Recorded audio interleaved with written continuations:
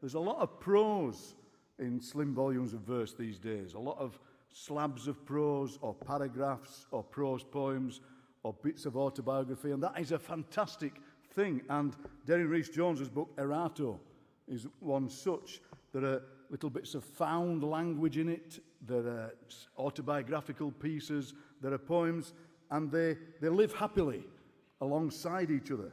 And that's a very exciting thing for them. There are poems about love and loss, there are erotic passages, there are passages where the prose and the poems rub against each other and something greater than the sum of the parts emerges. There's redaction here as well, and blanking out and crossings out, as though everything in the book is provisional, and as though if you were to pick up another example of the book, another printing of the book maybe, a day later, it would be different. It's as though everything is ambiguous, everything is provincial.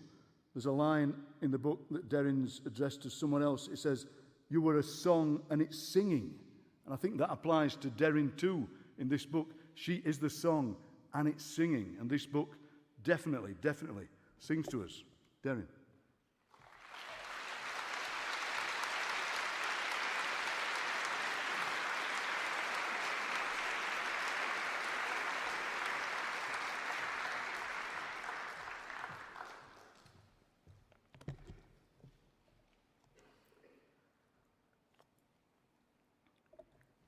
I think of Erato as one long poem, and I'm going to take one particular route through, and I'm just going to read the poem straight through, and the line I'm going to take is through the theme of birds and gardens. A courtship, great crested grebes. It is spring, let us call it spring, where February tips the wings of March with whitened skies, here where this dance of birds is the slowest, kindest measure, the arc and rainbow of their mirroring, a graceful shimmer and a bright display. The water and reflection ask no question of themselves. Head shake, head turn. He dives to her, return. Together they fly up. Her white throat, which is his white throat, the black crests of their heads, the russet flash across cheek and ears. They are moving together, they are drawing away. Believe, she says, believe. They are making a place for themselves in the waters. He feeds her weed, twigs held for nesting, and look how he rises up with parted beak behind her in the reeds to mount her with a tenderness. Bowerbirds. Start now with the smallest things, a pile of blackened acorns, glinting beetle wings, the green fruit and purple flowers of the potato bush. He trails a path of halts and hesitations, like stations of the cross, turns colour in his mind, perspective. Snail shells, or the blue of berries, is that a bud of jasmine in his beak? His bower, I see, is thatched with orchid stems, moss laid like a lawn at the entrance to his bivouac, orange leaves like a pool of restless koi. This stuff he collects as a small boy might, adrift on a prayer of football cards and dinosaurs. All settles as he eyes her, and here, now, like a seal on his heart, a bed of blooms pulled from a bush. How carefully he's considered her. This pink, he thinks, of roses.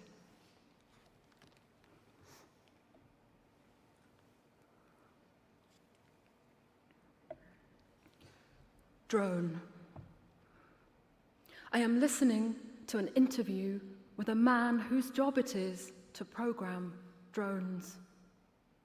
The interviewer asks him, "How do you know when you are sending such a weapon to its target that civilians won't be killed?"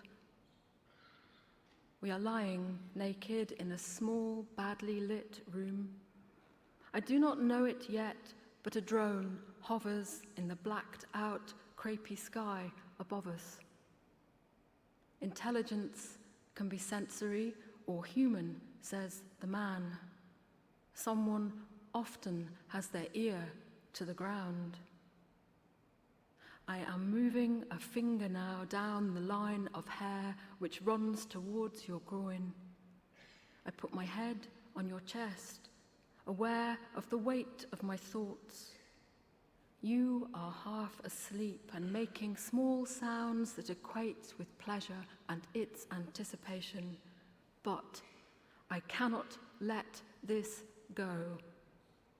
I sit up and ask the man on the radio, "Do you ever think about the people you've killed?" "No," he answers. The interviewer steps back in and repeats my question. As I listen, the glass in the window shatters. In slow motion, you are reversed back into the evening, shaking time off your heels. In a matter of seconds, you have disappeared. I think about nectar and pollen and honey, and my whole face bursts into flames.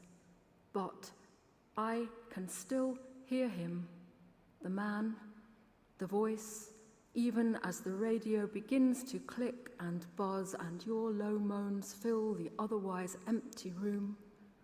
I can feel the glass under my feet. "Never," he says again and again. "No, no, never." Gardens. The seeds arrived in a tin that reminded me of something that should hold cough sweets, and indeed, when I opened it, each handful of wildflowers not yet gestated were wrapped in a protective layer of nutrient-rich clay. I wanted to put one of those lozenges into my mouth right now. Instead, I scattered them in my carelessly prepared garden troughs, and then went back inside to make a cup of tea. As I held my hands together under the tap, trying to remove the black soil from under my nails, I thought of Ovid's The Art of Love. I glanced out of the window. As if in slow motion and for no reason I could see, the neighbour's tree slowly, silently uprooted itself and toppled the length of the yard.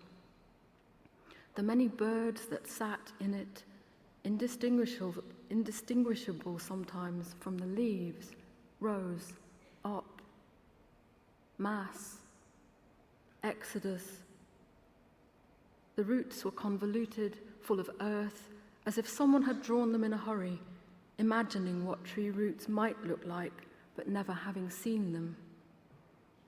Unconnected to the earth, that stump reminded me of the tale of a mermaid, lying there on the broken stones and pots. After a while, my neighbour, his long hair freed from his baseball cap, walked out into the yard, shaking his head. Like him, I couldn't quite believe what I had seen. The Home Secretary was moving tanks onto the streets. We lived in a hostile environment. Now water was halting proceedings in the House. It was spilling through the ceilings of the chamber in huge drops like thought bubbles. Notre Dame was in flames. I thought again that I should have planted those seeds in my open mouth, so that when I spoke, like the girl in the fairy tale, flowers would leap out. cornflowers, stock, daisies, foxgloves, poppies, toads.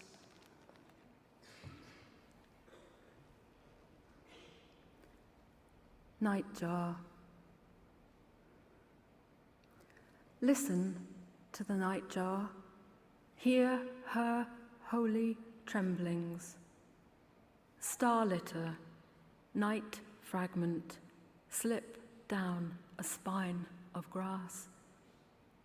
A circumstance of sound electrifies the heath, opens up the dark. Though she's dead now, or to all effects, in silence, gone, like a ghost ship rising, you can hear her. Her voice is both inside you and around you. She pushes you away. She asks you to be near. In the stillness, let the sound debris in wild track, moth-like, poke the dusk. Put your finger on the space she finds in you, her rattle notes, her love rambles. Let her open up a space beside you, there now, there, close, beside your heart. Thank you.